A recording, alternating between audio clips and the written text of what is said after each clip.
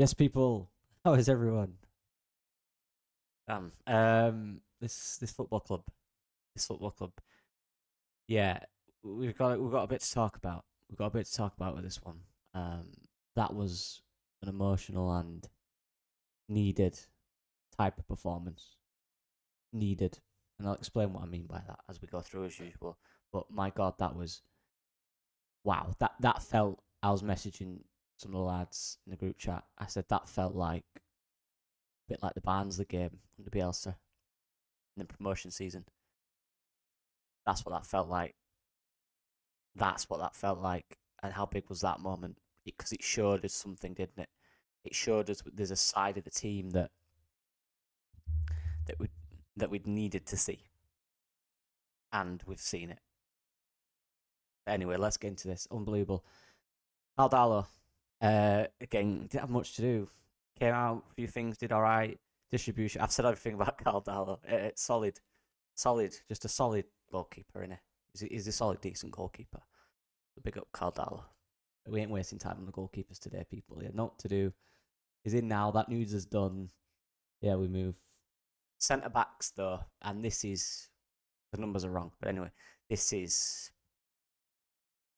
You know what? Like even it's a weird one this because I can't remember individual moments where I'm going, oh, Ampadu's done unbelievable there, or Rodon's done unbelievable there, but you could just feel, every time that ball came into the box, one of them two was there, reacting, blocking, getting in the way. They were so active in this game, so active. They didn't switch off once. And Middlesbrough, a really good team. They move really well. They're always moving. It's hard work against a team like that. They make you work very hard if you want to get anything from it. They will create chances against any team based on how much they move. Now, these two were outstanding. There is a conversation about our best defensive partnership and why we'll concede. Although I do believe, kind of, Ole, that Strauch is a better overall defender than Ampadu. I really like this partnership. I do. I really like this partnership. I think this partnership's outstanding. I think if it's a different one next to Ampadu, it's different. But I like these two together. I think they just understand each other really well. They almost don't speak because it's all in there. They know exactly what each other are going to do. If one makes a mistake, they know it. They don't have to speak to each other. They know that the story is. I'm assuming they're good friends because of that, and obviously they play for Wales. But in a situation now, we're in this season where the back end of it is about being on the same wavelength and being together, tough, strong, having their moments, cheering, tackles. It's important now. It's energy. It's been active. It's been aggressive. It's been ready. And these two emphasise that 100%. They really do. They really do. Underrated. I thought they were outstanding. Fullbacks, kind of one of them weird games. When it's so transitional in games like this, it's almost difficult for fullbacks to always be part of the attack because they know, because of how transitional it is, if they go for it, there will be a space and they will attack into that space and then we're in trouble. They almost have to be careful at times. When we got high and when Middlesbrough were deeper and sat in their little defensive shape, I do think Junior Firpo had some decent little moves. I just don't really think it suited fullbacks so much this game. I don't. I think it was about being direct on the counter. And obviously, like I just said, these guys were not going to commit to the counter like our other players based on the fact that Middlesbrough, they won it back, then we'd be in trouble. So, weren't really a huge game. But I think they did all right. They did well. I think they got beat once or twice. But again, you're going to do that against traditional games where you're a bit out of position. The wingers are very quick. They're very direct. You will get beat. But again, like the other two defenders, I think they were very solid. I think Jayden Bogle's back post kind of position 2 or 3 times was key. Whether he touched the ball or not, the fact he was there and he didn't allow that guy on the back post to ever get a touch on it was really important. And Firpo was there to clear a few things as well.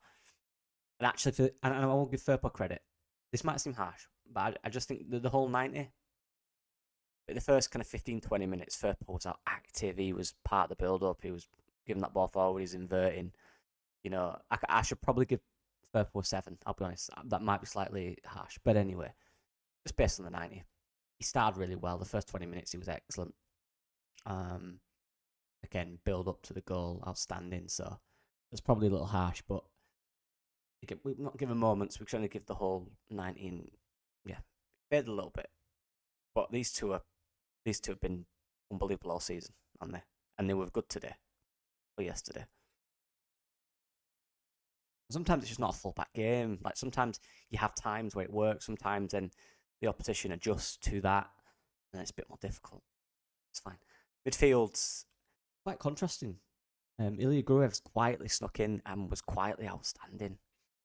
No one talks about him because people have a certain thing on Gruev and they don't want to praise him when he does well. So much kind of just a calming kind of presence centrally today, I thought. There's probably one pass where he did give it away in a bad area in the second half, right in front of the edge of the box, and they probably should have done better. But honestly, I think for the 89 minutes, bar that, I thought he was outstanding.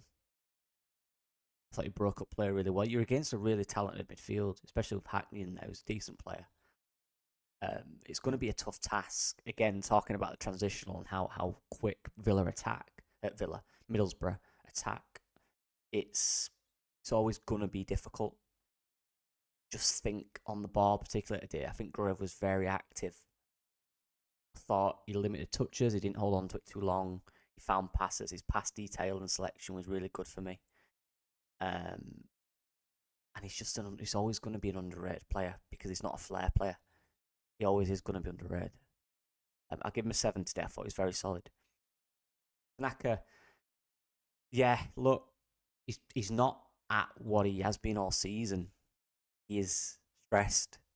There's no doubt about that. The player is stressed. The player is finally realising now that the Championship is no joke. Coming from the Bundesliga 2, where clearly there was not as much pressure on him. The quality, the speed isn't as quick. The games weren't as much. He's now realising how tough and mentally draining this league is. And did everyone see at the end of the game, he was on his knees. Guillermo had to bring him up and he was in tears. And Farke mentioned in the press conference that he was in tears in the changing room and said he felt hollow, he felt shallow. Like, this sport is brutal. Even when you win, and this is why I always try and not be too critical of everyone because it's so hard and everyone is fighting for that same goal. And these athletes are putting everything into it. And some weeks it doesn't work, and some weeks they need to be better. And you can criticise that, and rightfully so, because there's a standard you set. Never underestimate how hard it is. So these guys are fighting, these guys want it, and Tanaka's reaction shows that how stressed he is, how much he wants this. It is something we've got to watch, though. I don't want us to burn him out mentally. You know what I mean? So I hope he's good. I hope he's over that horrible, stressful game. Because he was all right. I give him 5.5. It wasn't his best performance.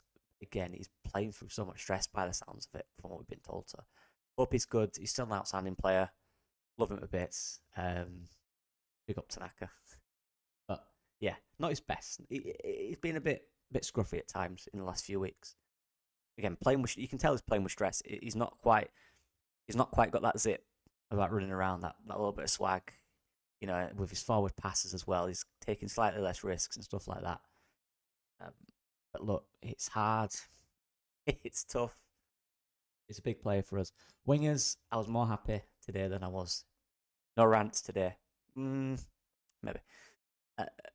Well, first of all, Dan James, what do we say? Again, proving he's our most important player. He just is. He just is, isn't he? Probably not most important, but most dangerous in the final. He is vital in everything we do in the final third, it seems.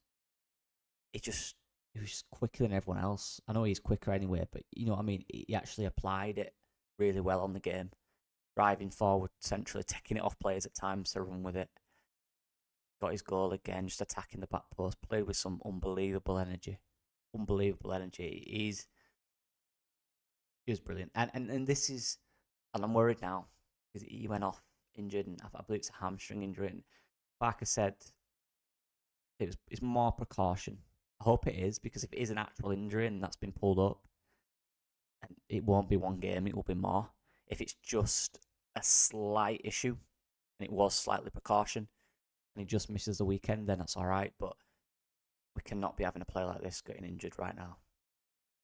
Inject him with anything you need. Play him on 60-70%. I don't care. We need him because he's so key. And he was today. Yeah. And Manor Solomon was better. He was better. You know, I've been praising him a lot this season based on quality of the player. But then, you know, I'm fair, I believe. He dipped in form recently. He's not been doing things I liked. I thought, again, there were a few occasions where he's got space in front of him and he stops and slows it down. But there are also many occasions where I do think he beat his man 1v1. And look at the goal. Look at the goal. Just a brave running behind. Direct, it's quick. And then he should have had another assist with an unbelievable cross from a linesman that's genuinely shafting us every time we have him, which is just infuriating when the prize is so big. It's shocking. But yeah, a lot more. Enjoyed him a lot more today, Manor Solomon. He looks a little bit more sharp, a little more on it, a little more confident on the ball. Still waiting for him to zip one in the top corner. I'm waiting for that. I will get it this season. I truly believe we will get it. I truly believe it. Go Pro and Aronson.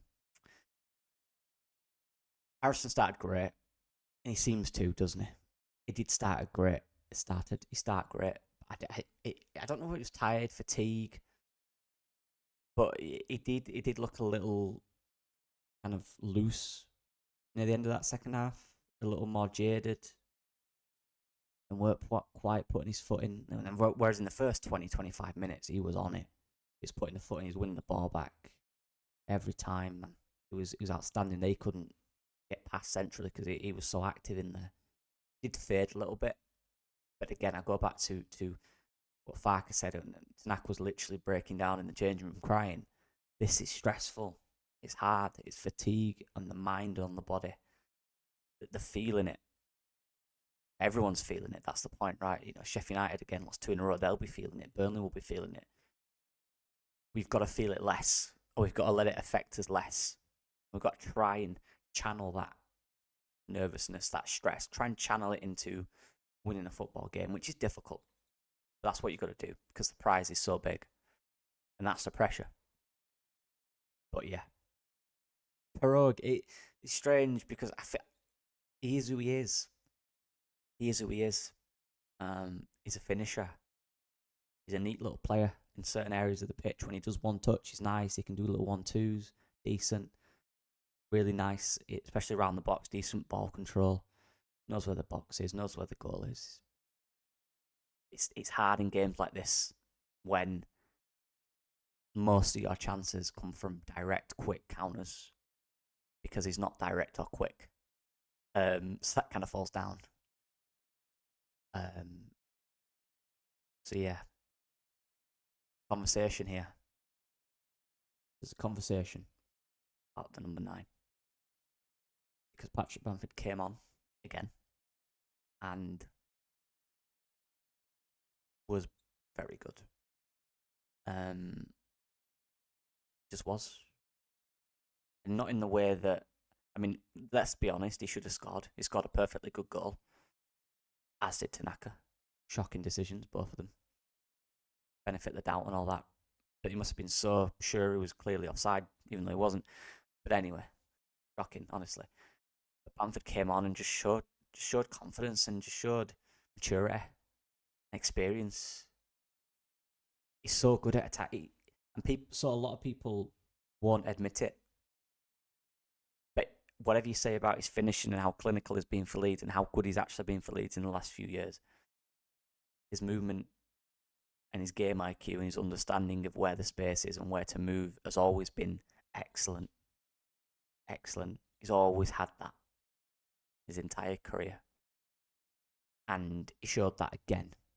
He's such a threat because of that. Because he'll occupy defenders, he'll drag them out, he'll move them around, he'll create spaces for others. That's what Bamford does. There's not much to say more about Peru and stuff. I just thought it was one of them games. It's a hard game. They're a good team. It's stressful. Like I said, it was like the Barnsley situation, this one. It was very much like that, in my opinion. And you could see it's wearing it. It's tough. Back at home now. And we got through that test. I needed to see a performance like this. They want to. I want to see us dominate every time. But I'm seeing people now criticising, oh, we were on it. We didn't dominate it. You don't. No one does.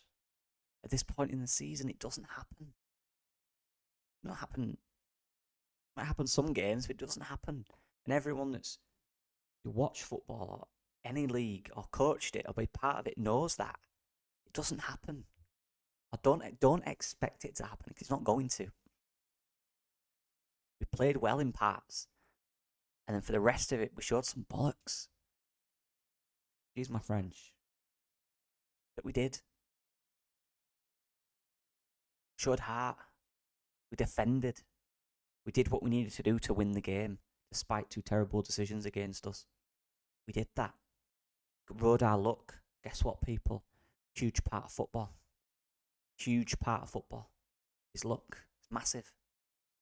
But yeah, they probably should have scored. We should have scored 3 clear goals. We didn't get that luck. But we didn't get any against us as well, so I'm alright with that. I'll take that. It's hard, it's stressful. But I needed to see these players show what they showed today. That was important to me personally. And they did. They showed it for a period against Luton. And they've shown it today. And we just need to get over this now. We need to build on this. And we need to get through these games. 5 left. I have to get through these games now. Back them to do it. It's going to be tough. I said, and I've been saying, I've been consistent with this. But show me something like that, like what I showed today, and it'll give me confidence. I don't need to see these guys play unbelievable football. I've seen that this season. I know they can do that. That ain't going to win us this league. That ain't going to get us promoted. It isn't. Performances like that will. They're important. So let's take it into Ellen Road. I just want to give a quick mention to the subs as well. I already talked about Bamford. But Schmidt as well. I thought Nonto came on and did decent as well, but I just think, we spoke about Nonto a lot on the channel recently. So I'll talk about Schmidt. I just thought a player that's been really patient this season and really kind of been quiet about it, not kicked off. Well, I don't know what happens behind the scenes, but I'm assuming, he's got his head down, he's worked hard. Parker mentioned last week about how he's been training, he's been improving. And remember I said he's a bit like a Rico Lewis style player. He's a fullback, but he doesn't play like a fullback. And he looked good today when he came on. He looked calm on the ball. Defensively, he was solid, actually. Gillian Jr. tried to beat him once or twice. He had none of it. And on the ball, looked calm and collected. Finding them, picking the right decisions, picking the right spaces to move into.